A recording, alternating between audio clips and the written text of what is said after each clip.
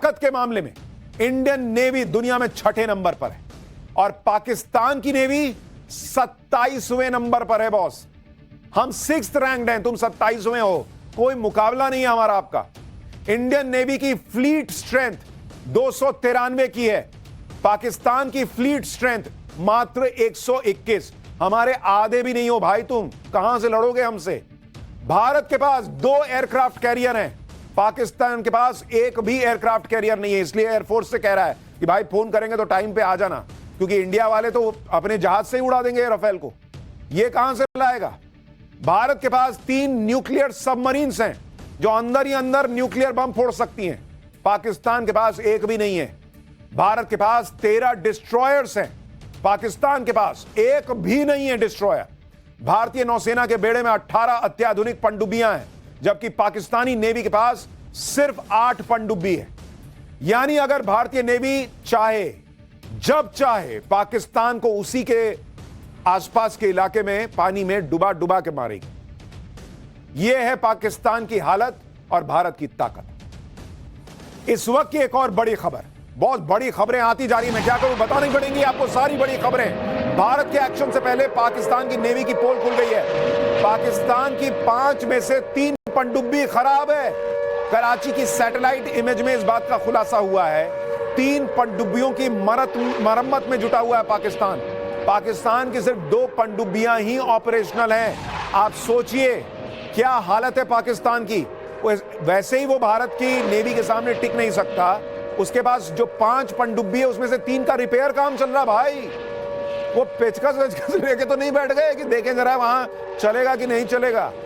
आपको सैटेलाइट तस्वीरें दिखाता हूं कि पाकिस्तानी नेवी की सबमरीन किस हालत में। आप देखिए, यह सैटेलाइट इमेज पाकिस्तान के कराची नेवल बेस की है, जहां 3 सबमरीन खड़ी दिख रही है। इनमें मरम्मत का काम चल रहा है भाई। कुल 5 में से 2 ही सबमरीन ऑपरेशनल है।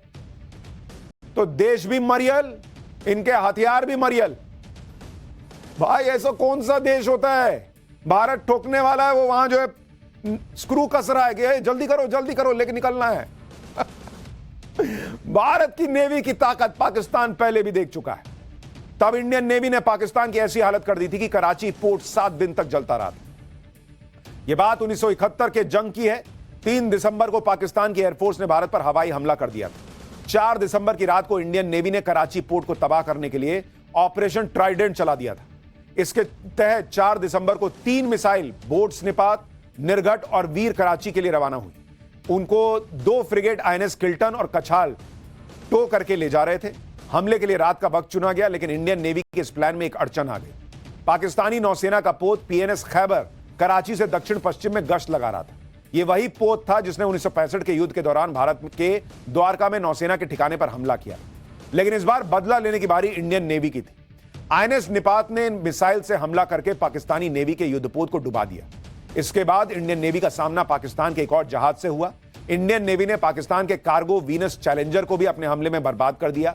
वीनस चैलेंजर अमेरिका से हथियार लेकर पाकिस्तान जा रहा था। इसी बीच INS निपात ने PNS शाहजहां पर भी मिसाइल दागी। इधर INS वीर ने PNS मुहाफिज पर मिसाइल दाग दी। यानी एक के बाद एक इंडियन नेवी ने पाकिस्तान के युद्धपोत और कार्गो वेसल को बर्बाद कर दिया। जो भी इंडियन नेवी के रास्ते में आया उसकी जल्द समाधि बन गई। अब बारी थी कराची पोर्ट की, जहां नेवी का हेडक्वार्टर था और दूसरी तेल का भंडार। INS निपाट के मिसाइल अटैक से केमारी ऑयल टर्मिनल पर हमला हुआ। दावा है कि पाकिस्तान के ऑयल रिजर्व का 50% इसी टर्मिनल पर था। तेल भंडार में आग लगी और कराची पोर्ट 7 दिन तक धुआं होता रहा। इस पूरे ऑपरेशन में भारत का कोई नुकसान नहीं हुआ था, जबकि पाकिस्तान के कई जवान, उसके युद्धपोत तबाह हो गए थे। तेल टैंक तबाह हो गए थे। 4 दिसंबर को शुरू हुए इस ऑपरेशन की वजह से ही हर साल 4 दिसंबर को नेवी डे मनाया जाता है। पाकिस्तान 1971 की मार भूला नहीं होगा। उस वक्त इंडियन नेवी ने एक तरह से कराची पोर्ट पर नाकेबंदी कर दी थी और पाकिस्तान कुछ नहीं कर सका।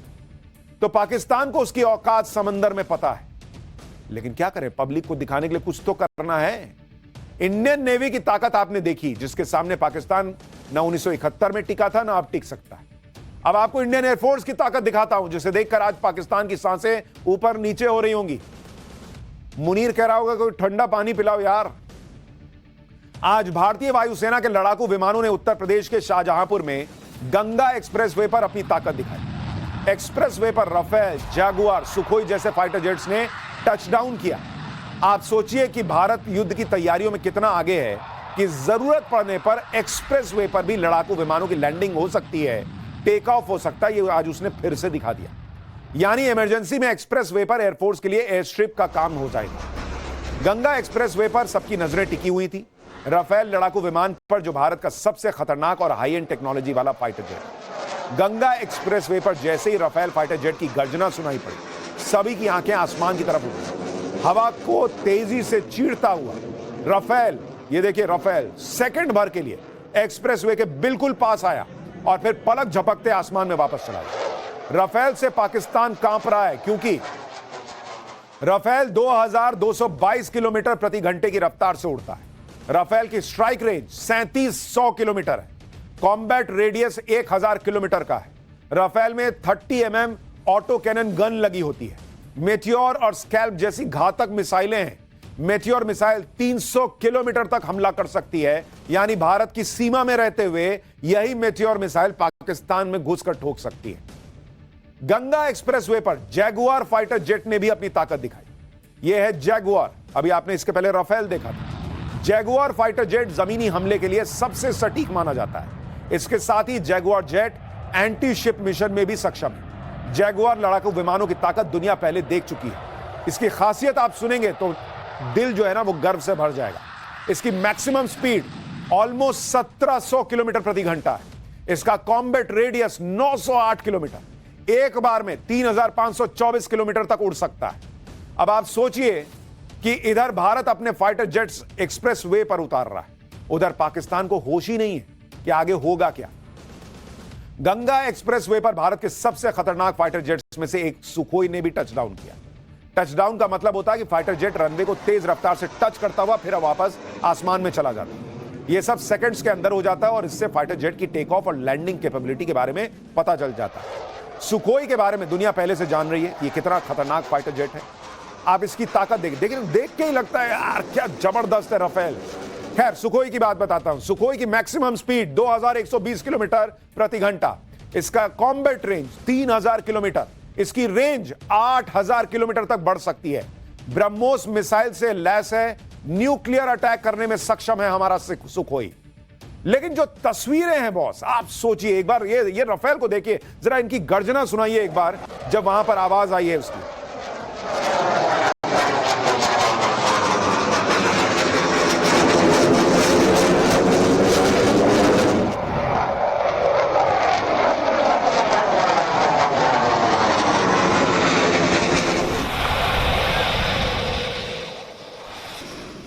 भारत दुनिया की चौथी सबसे बड़ी मिलिट्री पावर है। पाकिस्तान एयर पावर के मामले में भारत के सामने नहीं टिकता।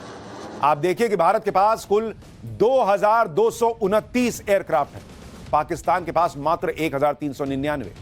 भारत के पास 513 फाइटर एयरक्राफ्ट है, पाकिस्तान के पास मात्र 328। भारत के पास कुल 899 हेलीकॉप्टर है, पाकिस्तान के पास 373। भारत के पास 80 अटैक हेलीकॉप्टर है, पाकिस्तान के पास 57। भारत के पास 74 स्पेशल मिशन एयरक्राफ्ट हैं, पाकिस्तान के पास मात्र 27। ना समुद्र में टिकता है ना हवा में टिकता है। ये कैसे टिकेगा भाई पाकिस्तान? हर मामले में पाकिस्तान की एयरफोर्स और नेवी हमसे पीछे। पाकिस्तान के पास जो फाइटर एयरक्राफ्ट है उसमें ज्यादातर चीन के बने, जिनकी कैपेबिलिटी सवालों के घेरे में हम आपको पहले ही बता चुके।